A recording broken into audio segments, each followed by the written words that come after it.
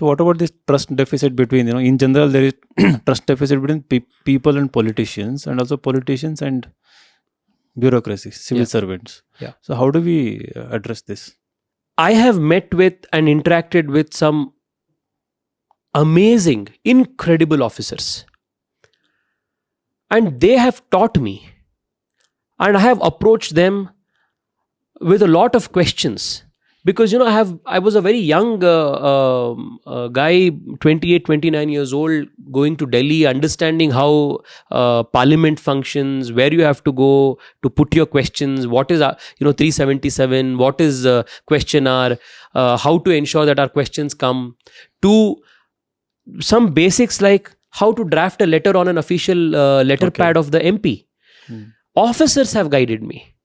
And there have been some phenomenal people who have handheld me and said, this is how you should do, these are the things you must avoid, these are the things.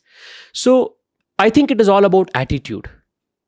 If the political class, I have, in my previous answer, I told you the ills of, or some, banes of limitations of the bureaucracy.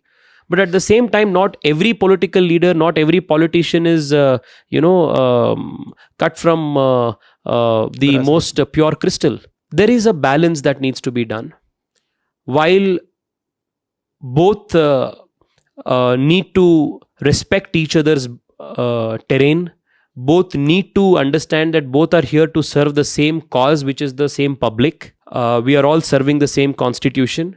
I think if that kind of a mutual respect is there, mutual trust is there, and most importantly, if there is a larger intent that binds you, there is always a great bond, homie. I have seen this, Vinay, whether it is friends or whether it is even husband and wife, right? Even it's personal relationships, it is professional relationships. If there is a larger cause that inspires people, then there will be harmony. There is more harmony, and you sort out the other smaller details and go towards that. But if there is no larger cause that is binding you, then all these smaller administrative details take precedence over the larger cause.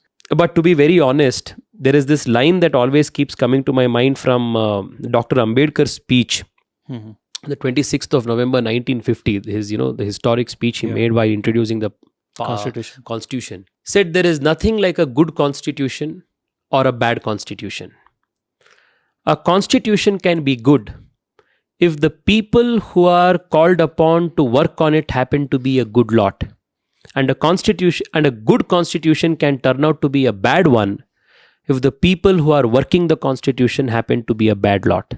It is as good as the society. That's it. So all of your questions, the trust deficit between people, politicians, trust deficit between bureaucrats, politicians, all of it boils down to that.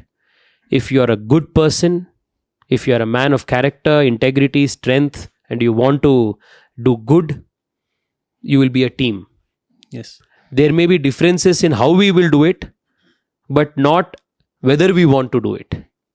So I think that's where it all boils down to. And to be very honest, the last 7-8 years at least, we have seen definitely a greater increase in this trust with the government, with the systems, which is also reflecting very encouragingly in the increased voting percentages.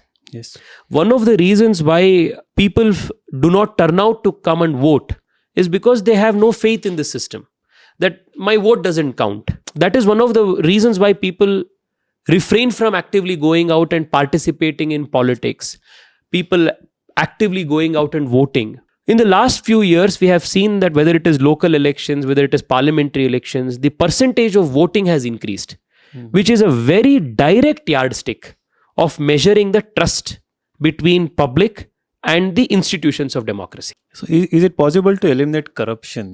That is one of the things which is stalling progress. What do you think from your experience?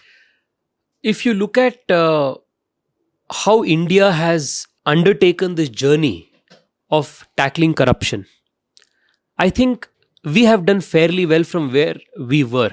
With the then Prime Minister Rajiv Gandhi himself saying that if I sanction 1 rupee, 15 paise is what will reach you. To right now, technology-enabled interventions by the Prime Minister, UPI, where 1 rupee reaches you directly into your bank account and you also get a SMS alert saying you got your 1 rupee, the country has come very far.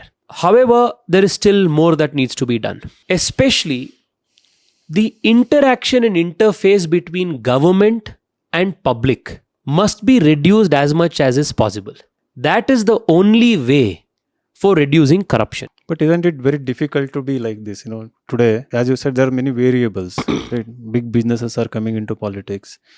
How do you maintain this integrity? How can you ensure that the very first place where integrity can get compromised is financial integrity? Correct. To be very honest, politics needs money. To run a political party, to organize programs, all of that needs money, and you need to raise money from public, from well-wishers, all of that. That is a different aspect. But if you are depending on your meal, if you're depending on some, cutting some corners or, doing some undue favors to somebody to run your family for your personal existence, then that corrupts you to the very core, because there is no limit to that.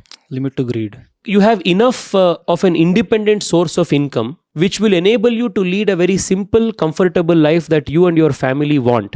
And if you are satisfied with that, then politics as a mission is very easy to accomplish, because Yes. that will give you a kind of mind, a strength where you can approach it in a very nonchalant, a very detached manner, which I think is very essential.